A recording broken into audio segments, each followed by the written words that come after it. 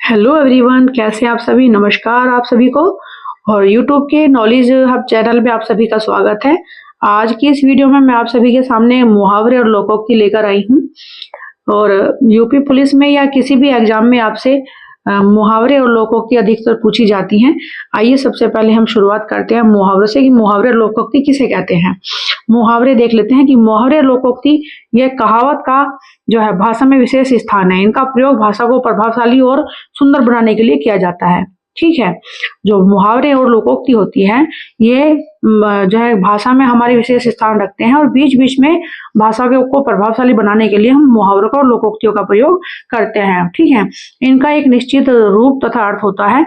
मुहावरे एक ऐसा वाक्यांश होता है जो सामान्यतः शाब्दिक अर्थ न देकर लाक्षणिक अर्थ का बोध कराता है। ठीक है, जब हम कोई मुहावरे वाले शब्द बोलते हैं तो वो उनका लाक्षणिक अर्थ बोध कराता है। ठीक है, उनका अपना स्वतंत्र अस्तित्व नहीं होता है।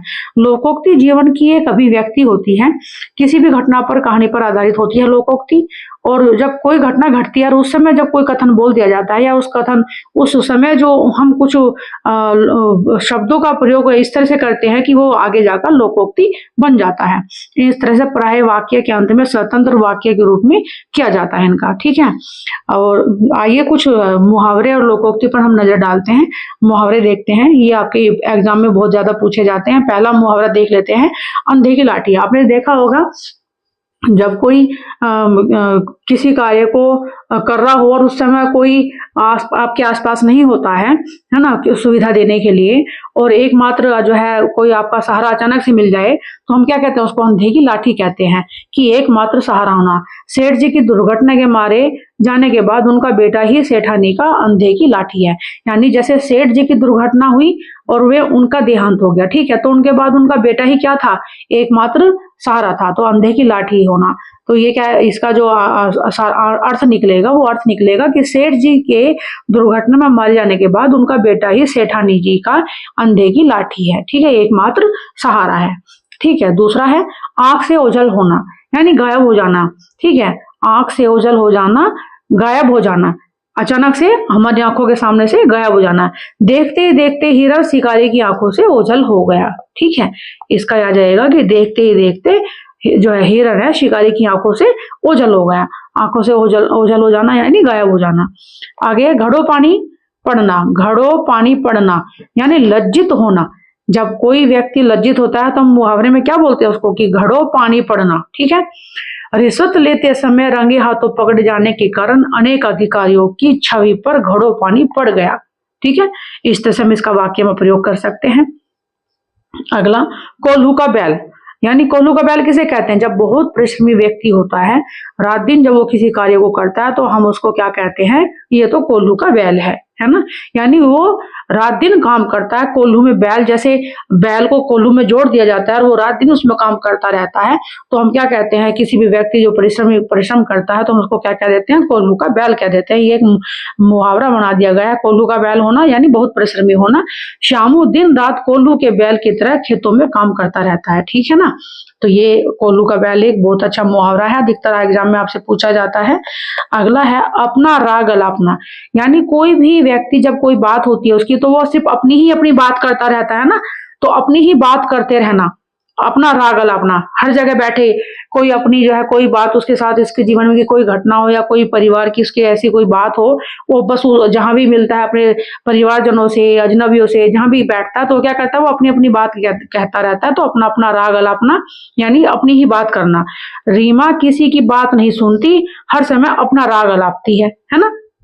जब कोई व्यक्ति सिर्फ अपनी ही बात करता रहे और किसी और की ना सुने तो हम उसे क्या कहेंगे, अपना राग अलापना, कि ये तो अपना ही राग अलापता रहता है ना, इस तरह से बोलते हैं ना। तो देखते हैं गीदड़ भभकी। अब गीदड़ भभकी किसे कहते हैं, बेकार की धमकी देना। आप जैसे आप हैं, कोई आपका दोस्त है और आपस में लड़ाई हो जाए और आप वो धमकी दे दें तो आप क्या कहेंगे, गीदड़ भभकी, ये तो गीदड़ भभकी दे रहा है, यानी बेकार की धमकी दे रहा है ना। तुम्हारी गीदड़ भभकी में से मैं डरने वाला नहीं हूं। यानी आप किसी को धमकी दें और वो कहेगा कि गीदड़ भभकी है इसकी, तो बेकार की धमकी है, कि मैं इसकी भी गीदड़ भभकी से डरने वाला नहीं हूं, यानी इसकी बेकार की धमकी से मैं डरने वाला नहीं हूं। अंग ढीला होना यानी थक जाना। ठीक है, अंग अंग ढीला होना, जब आप कोई परिश्रम करते हैं, कार्य कठिन वर्क कर लेते हैं, कठिन कार्य कर लेते हैं, तो उस समय आप क्या हो जाता है, आपका शरीर पूरा थक जाता है और बिल्कुल आपको ऐसा लगता है कि बस अब आराम मिल जाए आपको और लेटने के लिए चारपाई मिल जाए। इस तरह से जब आपको लगने लगता है तो हम क्या कहते हैं, उस समय जो मुहावरा बोलते हैं कि अंग अंग ढीला होना, यानी पहाड़ी रास्ते पर चलते चलते मेरा अंग अंग ढीला हो गया। इस तरह से इस वाक्य का हम प्रयोग में करेंगे। ठीक है। बात का धनी होना, बात का धनी होना, वायदे का पक्का होना। ठीक है भाई, ये बात का धनी होना यानी वायदे का पक्का होना। राजेश पर विश्वास किया जा सकता है क्योंकि वह बात का धनी है, यानी अपने वो वायदे का पक्का है। वायदे का पक्का होना यानी हमने किसी से अगर कोई वायदा किया है और उसने किसी कार्य को उस करने के लिए वायदा किया है, उसने उस कार्य को उस समय पर पूरा किया है, तो हम उसको कह देंगे कि यह बात का धनी व्यक्ति है, यह वायदे का अपना पक्का है। ठीक है, इस तरह से ये मुहावरा आपने देखा। अगला, अक्ल का दुश्मन। अक्ल का दुश्मन यानी अपनी ही अक्ल का दुश्मन है, यानी क्या है, वो मूर्ख है। मूर्ख को बोलते हैं ना, ये तो अक्ल का दुश्मन है, कि बिना वजह सिर मारता रहता है, मूर्ख है। शोभित तो पूरा अकल का मूर्ख दुश्मन है, जो लगी लगाई सरकारी नौकरी छोड़कर वापस आ गया। यानी अकल का दुश्मन है कि भाई इसके, ये तो मूर्ख व्यक्ति है, इसने तो अपनी लगी लगाई नौकरी छोड़ दी, तो यह तो अकल का दुश्मन है। ठीक है, यानी मूर्ख व्यक्ति है। ठीक है। अकल के घोड़े दौड़ाना यानी ज्यादा ही कुछ अपने दिमाग का उपयोग करना, है ना। कहते हैं ना, सोच विचार कर उपाय ढूंढना। अकल के घोड़े दौड़ाना, सोच विचार कर उपाय ढूंढना। जब एक बच्चा गहरे गड्ढे में गिर गया तो सभी अकल के घोड़े दौड़ाने लगे और उसे सुरक्षित बाहर कैसे निकाला जाए, है ना। कि बच्चा गड्ढे में गिर गया तो उस समय सब लोग अपने अकल के घोड़े दौड़ाने लगे कि इस बच्चे को इस गड्ढे से बाहर कैसे निकाला जाए। ठीक है। अगर आप बाइक पर जा रहे हैं और आपकी बाइक खराब हो जाए, रास्ते में बंद हो जाए, तो आप उसको ठीक करने की पूरी कोशिश करेंगे, तो हम उसमें क्या कहेंगे, मुहावरा की अकल के घोड़े दौड़ाना। की राजेश ने या किसी ने भी अपनी मोटरसाइकिल को सुधारने के लिए अपने अकल के घोड़े दौड़ाना शुरू कर दिया। ठीक है, कि वह अपनी बाइक को कैसे ठीक करे। अकल पर पत्थर पड़ना, अकल पर पत्थर पड़ने का अर्थ है बुद्धि भ्रष्ट हो जाना, है ना। कि जब आप कोई कार्य करते हैं और वो आपसे सही से नहीं हो पाता है, तो वो क्या हो जाता है, जब बुरे दिन आते हैं तो मनुष्य की अकल पर पत्थर पड़ जाते हैं। ठीक है, और कोई भी कार्य करने की आप जो है आपका दिमाग सही कार्य ना करे, तो उस समय क्या होता है कि अकल पर पत्थर पड़ जाते हैं। जब बुरे दिन आते हैं तो मनुष्य की अकल पर मनुष्य की अकल पर पत्थर पड़ जाते हैं। ठीक है। अगला, अगर मगर करना, टाल मटोल करना। अगर मगर करने का मतलब क्या होता है कि किसी कार्य को करने के लिए अगर मैं आपसे कहूं कि भाई मेरा यह काम कर दो और आप उसमें टाल मटोल करना लगे, तो हम क्या कहते हैं, अगर मगर करना।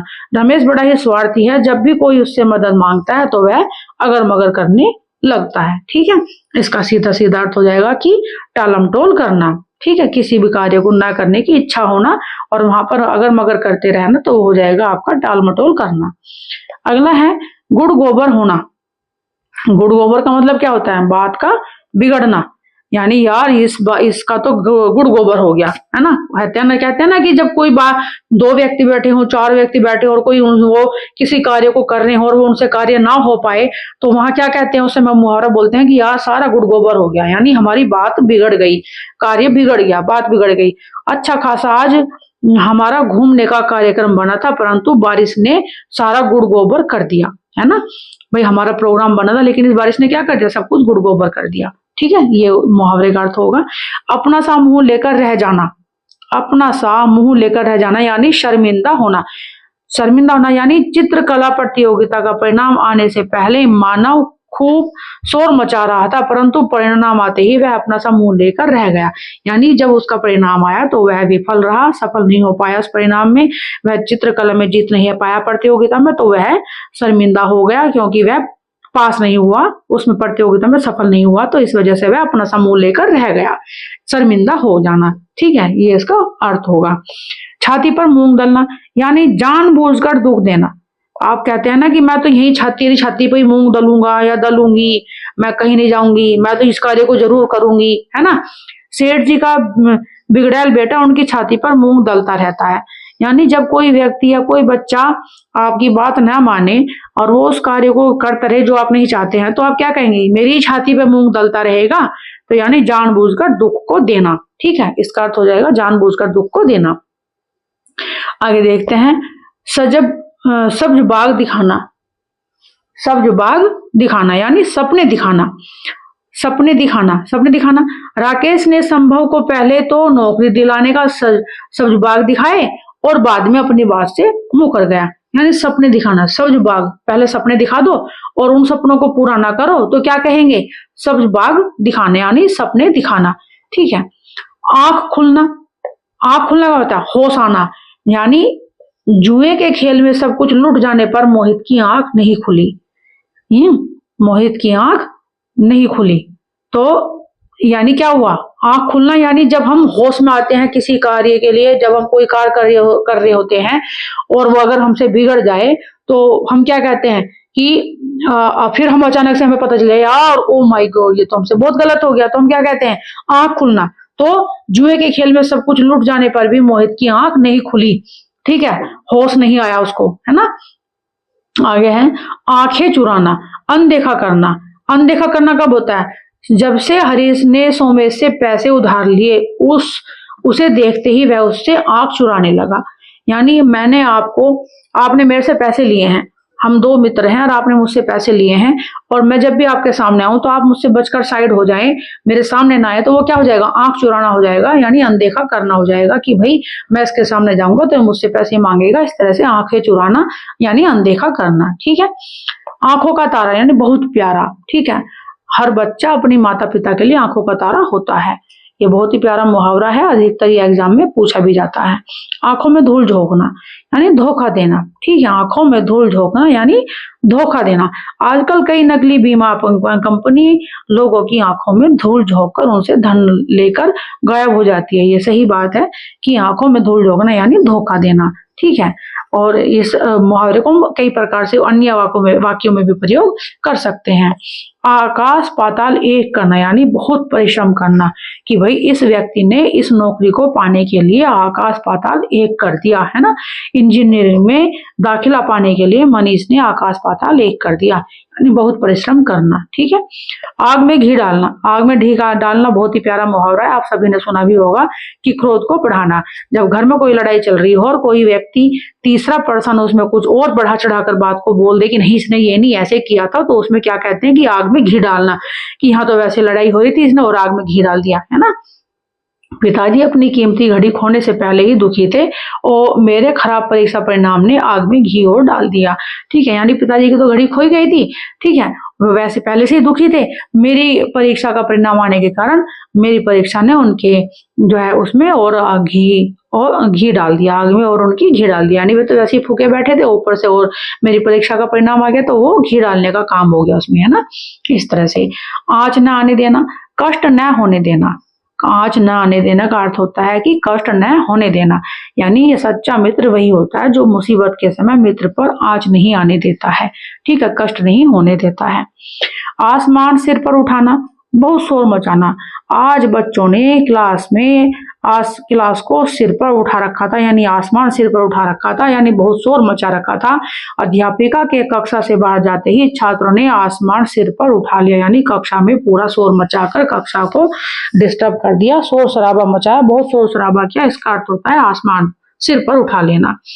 आग बबूला होना, आग बबूला का अर्थ होता है क्रोध से भर जाना, आग बबूला हो जाना, कि आज तो मैंने घर में जो है मम्मी के कांच का गिलास तोड़ दिया जिसके कारण मम्मी आज बहुत आग बबूला हो गई। ठीक है, तो यानी क्रोध से भर जाना।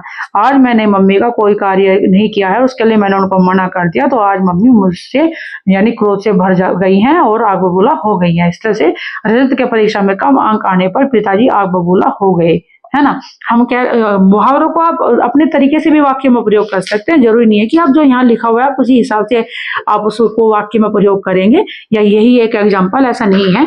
मुहावरों को आप अपने तरीके से भी वाक्य में प्रयोग कर सकते हैं। आगे देखते हैं। आपे से बाहर होना, आपे से बाहर होना यानी बहुत क्रोधित होना। ठीक है, अपनी नई कमीज पर स्याही के निशान देखकर पिताजी आपे से बाहर हो गए, है ना। आपे से बाहर हो गए यानी बहुत क्रोधित हो गए। ठीक है। आसमान से बातें करना, बहुत ऊंचा होना। आजकल की इमारतों से आसमान से बातें करती हैं, आजकल की इमारतें तो आसमान से बातें करती हैं। या हम इसका ये भी कह सकते हैं कि जो है सीमा 10th क्लास में टॉप आई है, तो जिसकी वजह से वह आसमान से बातें करने लगी है। तो इस तरह से इसका भी हम वाक्य में प्रयोग कर सकते हैं कि वह बहुत ऊंचा होना या आसमान से बातें करना। ठीक है, आजकल की इमारतें तो आसमान से बातें करती हैं। आस्तीन का सांप होना यानी धोखेबाज होना। मैं तो राहुल को अपना विश्वास पात्र मित्र समझता था, पर वह तो आस्तीन का सांप निकला। ठीक है, कोई व्यक्ति जब किसी को धोखा दे दे और हम किसी पर विश्वास करते हैं तो हम उसको क्या बोलते हैं कि वह तो आस्तीन का सांप है, यानी वो हमें धोखा दे रहा है, धोखेबाज है। ईंट का जवाब पत्थर से देना, यानी जो कोई व्यक्ति अगर हमें थप्पड़ मार रहा है तो हम भी उसको अगर जवाब उसका थप्पड़ से दे रहे हैं तो वो क्या हो जाएगा, ईंट का जवाब पत्थर से देना। आक्रमण का उत्तर आक्रमण से देना, यानी कोई हमें गाली दे रहा है हम उसको गाली से उत्तर दें तो वो क्या हो जाता है, ईंट का जवाब पत्थर से देना। कोई हमें एक थप्पड़ मार रहा है हम उसको वापस थप्पड़ मार रहे हैं तो वो क्या हो जाएगा, ईंट का जवाब पत्थर से देना। भारतीय सैनिक रण क्षेत्र में ईंट का जवाब पत्थर से देने में नहीं हिचकिचाते। ठीक है, इस वाक्य का प्रयोग करेंगे इस तरह से। ईंट से ईंट बजाना, सब कुछ नष्ट कर देना। ईंट से ईंट कहते हैं ना जब कोई लड़ाई होती है आपस में कि मैं इसकी ईंट से ईंट बजा दूंगा, यानी इसका सब कुछ नष्ट कर दूंगा। रानी लक्ष्मीबाई ने अंग्रेजों की ईंट से ईंट बजा दी। ठीक है, ये इसका मुहावरे में वाक्य का प्रयोग हो जाएगा। ईद का चांद होना, बहुत दिनों बाद दिखाई देना। अरे तुम तो ईद का चांद हो गए, आज बहुत दिनों के बाद दिखाई दिए हो, है ना। तो क्या बात है चोपड़ा जी, आजकल दिखते ही नहीं हो, या आप तो ईद का चांद हो गए हैं, है ना। आपको कोई आपका रिश्तेदार है और आपको कोई मिल जाए या आपका जानने वाला मिल जाए, अरे आप तो बहुत दिनों के बाद दिखाई दिए हो, क्या बात है कि आप तो ईद का चांद हो गए, यानी ईद का चांद का मतलब कि आज तो आप बहुत दिनों के बाद दिखाई दिए हो, ये आप तो ईद का चांद हो गए हैं। इस तरह से वाक्य का प्रयोग होगा। पांचों उंगलियों घी में होना, पांचों उंगलियां घी में होना, यानी लाभ ही लाभ होना है। अरे भाई आपकी तो पांचों उंगलियां घी में है, यानी जब से राम नारायण ने चांदी का व्यापार शुरू किया है उसकी तो पांचों उंगलियां घी में हो गई हैं, है ना। यानी उसको तो चारों तरफ से धन की लाभ ही लाभ हो रहा है, धन की प्राप्ति हो रही है। जब से राम नारायण ने चांदी का व्यापार शुरू किया है उसकी तो पांचों उंगलियां घी में हो गई हैं, यानी उसको तो लाभ ही लाभ प्राप्त हो रहा है। ठीक है, 19-20 का अंतर होना, बहुत कम अंतर होना। 19-20 होता है ना कि कोई 19 और कोई 20 है कि यार इसमें तो बस 19-20 का ही फर्क है, ये बोल देते हैं ना। प्राची और सांची जुड़वा बहनें हैं, दोनों में 19-20 का अंतर है। ठीक है, ये इसका वाक्य में प्रयोग हो जाएगा। उल्टी गंगा बहना, यानी विपरीत कार्य करना। उल्टी गंगा बहना, किसी भी कार्य के विपरीत कार्य करना, उसे कहते हैं उल्टी गंगा बहना। आपने ही शिक्षक को सीख देकर तुम आखिर उल्टी गंगा का क्यों बहा रहे हो, है ना। यानी आप उल्टी शिक्षा देकर, है ना, अपनी शिक्षक को सीख देकर तुम आखिर उल्टी गंगा क्यों बहा रहे हो, है ना, विपरीत कार्य क्यों कर रहे हो, है ना। उल्टी सीधी सुनाना, किसी को बुरा भला कहना।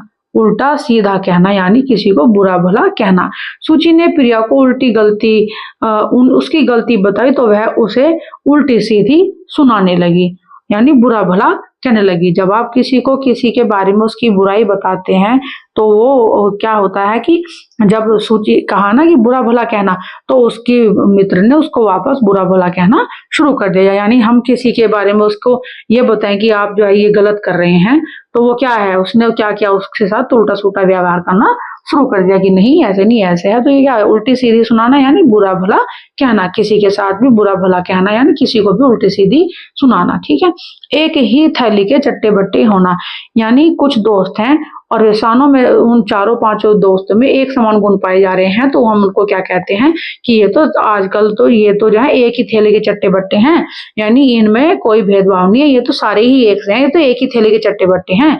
तो आजकल के नेता एक ही थैले के चट्टे बट्टे हो रहे हैं। इस तरह से वाक्य में प्रयोग हो जाएगा।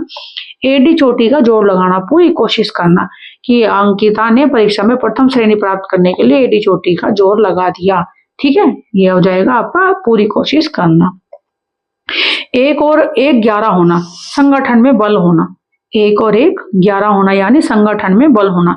कक्षा में अध्यापक ने समझाया कि हमें मिलकर रहना चाहिए क्योंकि एक और एक 11 होते हैं। एक और एक 11 होते हैं। एक और एक वैसे तो 2 होते हैं, लेकिन जब अगर मुहावरे में प्रयोग करते हैं तो एक और एक 11 होते हैं, यानी संगठन में बल होता है। ठीक है, तो इस तरह से इस वाक्य का, मुहावरे का वाक्य में प्रयोग हो जाएगा।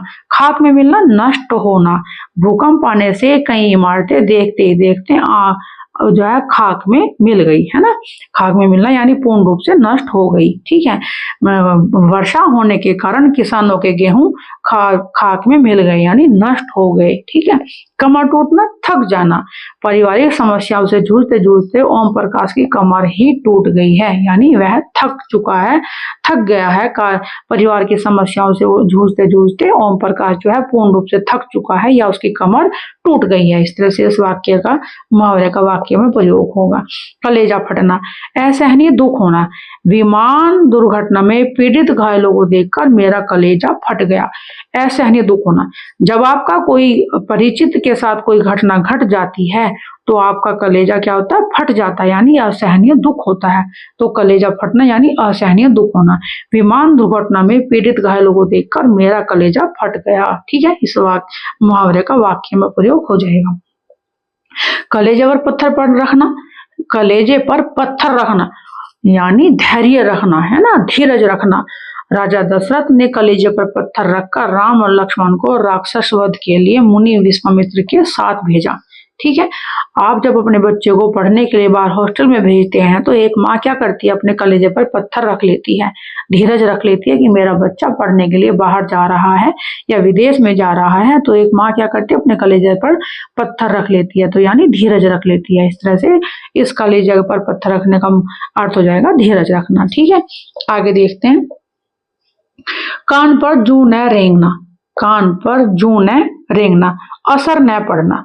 कान पर जू न पड़ना, रेंगना यानी असर न पड़ना, यानी एक आप ऐसे व्यक्ति के सामने जिसके आप बार बार उसको कुछ भी कहते रहे, उस पर उस चीज का फर्क न पड़े, तो वो क्या हो जाएगा, जो है कान पर जू न रेंगना, यानी आप उसको कहते रहे और उसको रत्ती भर भी उस बात का फर्क नहीं पड़ रहा है, असर नहीं पड़ रहा है, तो वो हो जाता है कान पर जू न रेंगना, कि भाई इसको हम इतना कह रहे हैं लेकिन इसके तो कान पर भी जू नहीं रेंग रही है, यानी इसको जरा सा भी फर्क नहीं पड़ रहा, असर नहीं पड़ रहा है। मैंने हरित को बहुत समझाया कि समय रहते पढ़ाई कर लो, पर उसके कान पर जू न रेंगी, है ना, यानी उस पर जरा सा भी प्रभाव नहीं पड़ा, ठीक है। कानो कान खबर न होना, यानी बिल्कुल खबर का न होना। कानो कान यानी किसी को भी खबर नहीं है, बिल्कुल भी खबर नहीं है। डाकू रातों रात बैंक में डाका डालकर चले गए और किसी को कानो कान खबर भी नहीं हुई, है ना। कानो कान खबर न होना, बिल्कुल भी खबर का पता न चलना, ठीक है। किताबी कीड़ा होना, किताबी कीड़ा कौन होता है, पढ़ाकू, यानी हर समय पढ़ने वाला, कि भाई ये तो रामू तो जो है सुबह से लेकर रात तक जब भी हम इसको देखते हैं ये तो पढ़ता ही रहता है, भाई ये तो किताबी कीड़ा हो रखा है ना। तो अरे मुकुल, थोड़ा थोड़ा खुली हवा में भी खेला करो, बिल्कुल किताबी कीड़ा बनते जा रहे हो, है ना। इस तरह से खून का घूंट पीना, खून का घूंट पीने का अर्थ होता है क्रोध को भीतर ही भीतर सहना, ठीक है, अपने क्रोध को अंदर ही रखना, बाहर व्यक्त ना करना, खून का घूंट पी लेना। भरी सभा में जब द्रौपदी का अपमान हुआ तो सभी पांडव खून का घूंट पीकर रह गए, यानी जब द्रौपदी का चीरहरण हुआ था तो उस समय पांडव क्या थे, विवश थे, तो वे जो है उस समय कुछ नहीं कर पाए, क्योंकि द्रौपदी को उन्होंने क्या किया था, दांव पर लगाया था, और वे जब वहां पर उसका चीरहरण हुआ तो वह जब उसका अपमान हुआ वहां पर सभा में, तो वह पांडव क्या हुआ, वहां पर खून का घूंट पीकर रह गए, यानी क्रोध को भीतर ही भीतर सह गए, ठीक है। खून पसीना एक करना यानी बहुत परिश्रम करना। माता पिता क्या करते हैं, पिता क्या करता है, खेत में काम करता है, उसका खून पसीना एक कर देता है अपना कमाने के लिए। मयंक ने सरकारी नौकरी प्राप्त करने के लिए खून पसीना एक कर दिया, ठीक है। ये मुहावरा ये का अर्थ है कि खून पसीना एक करना यानी बहुत परिश्रम करना। मयंक ने सरकारी नौकरी प्राप्त करने के लिए खून पसीना एक कर दिया, ठीक है। इस मुहावरे का वाक्य में प्रयोग हो जाएगा बहुत परिश्रम करना। रोड़ा अटकाना, अब रोड़ा अटकाना क्या होता है, बाधा डालना, किसी के कार्य में बाधा डालना, है ना, बाधा डालना। दिव्या सदा दूसरों के काम में रोड़ा अटकाती है, यानी जब कोई रोड़ा अटकाने का अर्थ होता है बाधा डालना, जब कोई किसी के कार्य में बाधा डालता है तो उसको बोलते हैं कि रोड़ा अटकाना, कि यार मेरा यह काम सफल होने जा रहा था और उस व्यक्ति ने मेरे काम में रोड़ा अटका दिया, यानी मेरे काम को बाधित कर दिया, ठीक है। गागर में सागर भरना, कम शब्दों में बहुत कहना। गागर में सागर भरना बहुत अच्छा मुहावरा है। गागर में सागर भरना यानी कम शब्दों में बहुत ज्यादा कहना। कवि बिहारी ने अपने दोहों में गागर में सागर भर दिया, यानी उनके दोहों में क्या है कि उन्होंने कम शब्दों में कहे हैं, लेकिन उनके शब्दों ने जो है पूर्ण ज्ञान प्राप्त होता है। शब्दों में का प्रयोग कम है, लेकिन जो अर्थ है वो बहुत ज्यादा प्राप्त होता है, जिसके कारण उन्होंने कम शब्दों में बहुत कह दिया है, गागर में सागर भर दिया है। ठीक है। गिरगिट की तरह रंग बदलना यानी तुरंत जो हालत है उस समय एकदम से अपनी सिचुएशन को बदल देना, जैसा मौका देखा ऐसे ही हो जाना, वो होता है गिरगिट की तरह रंग बदलना। सिद्धांतहीन होना, ठीक है।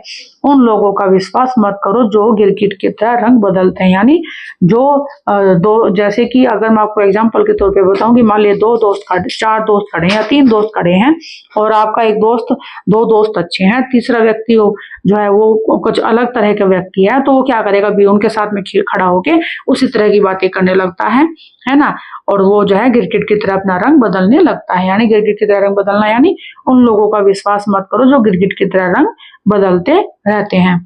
ये आपके सामने आज मैं 50 और 51 मुहावरे लेकर आई थी।